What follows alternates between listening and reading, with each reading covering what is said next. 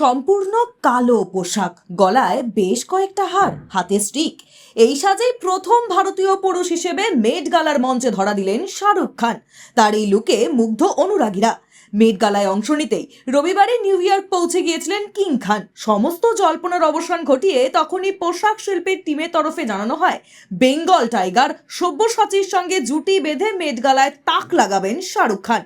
সোমের রাতে মেট গালা 2025-এর মঞ্চে সম্পূর্ণ কালো পোশাকে ধরা দিলেন কিং খান। পরেছিলেন ডিজাইনার সব্যসাচী মুখোপাধ্যায়ের তৈরি লম্বা কালো কোট, যা মেঝেতে লুটিয়েছিল। কালো শার্ট, গলায় ছিল ভারী ও চকমকে বেশ কয়েকটি হার, ছিল কে লেখা পেন্ডেন্ট যা হিরে খচিত।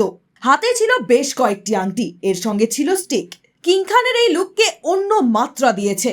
মেট গালার মঞ্চে এসে পোজ দেন কিং খান, হাসি মুখে হাত নাড়েন ফ্যানদের জন্য, বলেননি নিজের সিগনেচার পোজ দিতেও। Bureau report, sky news Bangla.